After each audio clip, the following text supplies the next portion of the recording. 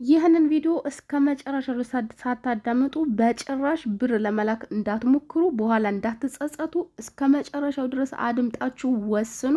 ሐዋላ ለማመን በሚከብድ ደረጃ እየገሰገሰ ይገኛል። በዛሬው ቀን እንግዲህ የሰባት ሀገራት የአረብ ሀገራትና እንደዚሁም የአሜሪካ ዶላር ስንት ተመነዘረ በሐዋላ የሚለውን ነገር የማቀርብላችሁናል ማለት ነው። ይህን ቪዲዮ እስከ መጨረሻው ድረስ ሳሰሙ አንድም ሰው ብር እንዳይልክ ወደ መጨረሻ አካባቢ የምነግራችሁ ወሳኝ ነገር አለ። ቪዲዮውን ሰምታችሁ ላልሰሙ አሰሙ። ላይክ ሼር እንዳይረሳላለሁ።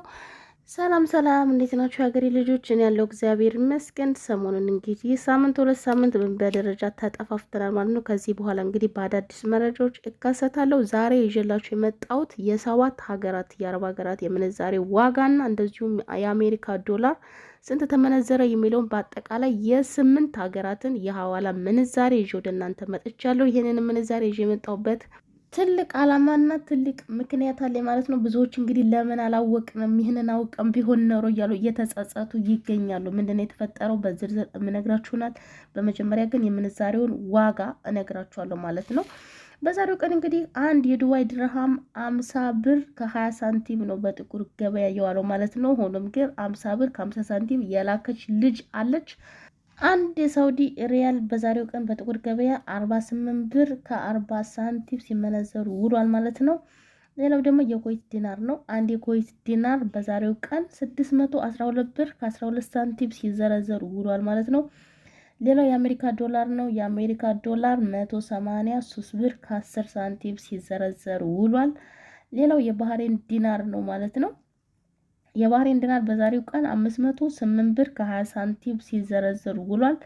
ሌላው የኦማን ሪያል እንግዲህ በዛሬው ቀን 498 ብር ከ30 ሳንቲም እስከዛሬ ድረስ በነገራችን ላይ ኦማን ይህን ያክል ብራቸው እንደዚህ ትልቅ አይመስለኝም ነበር። አሁን በቅርቡ ነው የኦማን ብር እንደዚህ ትልቅ መሆኑን ያወቅኩት ማለት ነው። እንደዚህ እንደውም ኦማን ምናምን ሲባል ይሁን ትንሽ ብር የሚከፈል ብራቸው ይህን ያክል የገነነ አይመስለኝም ነበረ። ሆኖም ግን ከኩዌት ከኳተር ቀጥሎ እንግዲህ የኦማን ሪያል በጣም ትልቅና ውድ ብር እንደሆነ ነው ያየሁት ማለት ነው። ከባህሬን ቀጥሎ የኦማን ሪያል ነው። ሞህም የኦማን ሪያል 498 ብር ከ30 ሳንቲም ነው የተዘረዘረው በዛሬው ቀን። አንድ የጆርዳን ዲናር 264 ብር ከ06 ሳንቲም ሲዘረዘር ውሏል። አንድ የኩዌት ሪያል 46 ብር ከ48 ሳንቲም ሲዘረዘር ውሏል ማለት ነው። እንግዲህ የስምንት ሀገራትን ዝርዝር ነግሬያችኋለሁ አሁን በአሁን ሰዓት። ታዲያ ይህንን መረጃ ይዤላችሁ ወደ እናንተ የመጣሁበት ትልቅ አላማ አለ። ከዚህ በፊት እንግዲህ በጣም ብዙ ጊዜ ማለትም አልፎ አልፎ ያው ብዙ ጊዜ ባይሆንም አልፎ አልፎ ስለ ምንዛሬ አንዳንድ ጭምጭምታዊ ሲሰማ ሽው ሲመጣ መስከረም ወር ላይ ነው አስታውሳለሁ። ከዚህ በፊት ምንዛሬ በጣም ቀነሰና በጣም ብዙ ልጆች አዝነው እንደ አንድ ጓደኛ አለች ለአንድ አመት ያክል ብር እንዳትልክ አስቀርቼባት ነበር፣ እንድትይዝ አድርጊያት ነበር። የሆነ ጣሳ ገዝቼላት እዚያ ውስጥ አጠራቅሚ ብያት እዚያ ነበር የምታጠራቅመውና ድንገት ምንዛሬ ሲቀንስ በጣም ነበር ያዘነችው።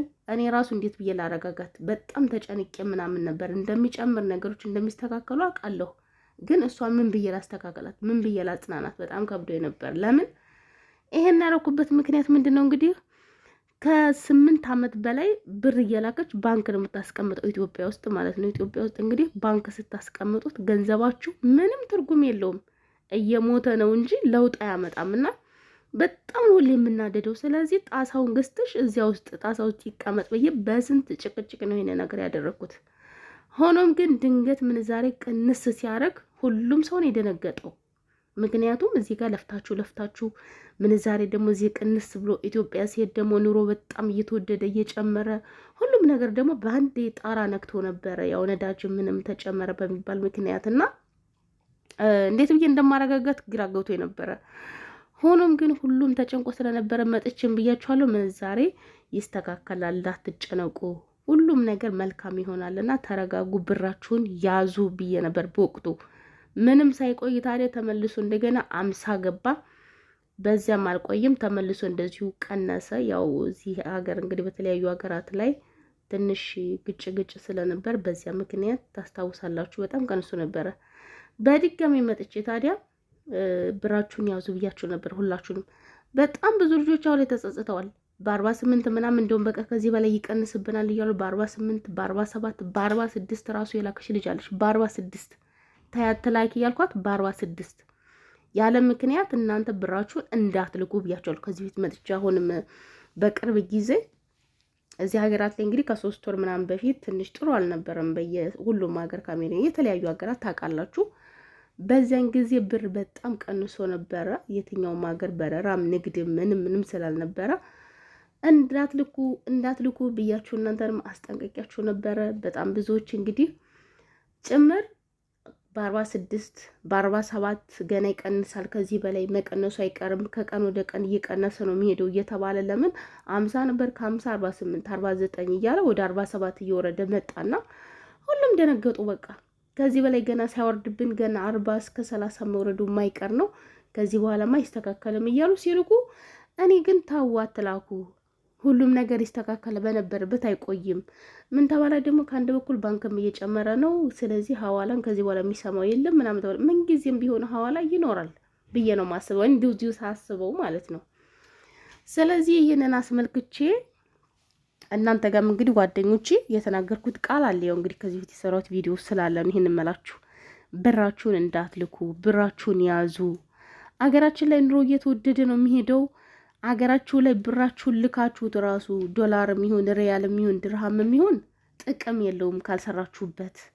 ስለዚህ ባላችሁበት አገር ብራችሁን ይዛችሁ ቁጭ በሉ። ምንዛሬም አይቀንስም፣ እየጨመረ ነው የሚሄደው። አንድ ሰሞን ቀነሰ ማለት ቀንሶ ይቀራል ማለት አይደለም እና ብራችሁን ያዙ። በተለይ በአሁን ሰዓት እንዳትልኩ ብዬ ነበር። 46 ላክን 47 ላክን እያሉ ሲሉ ልጆች ማለት ነው።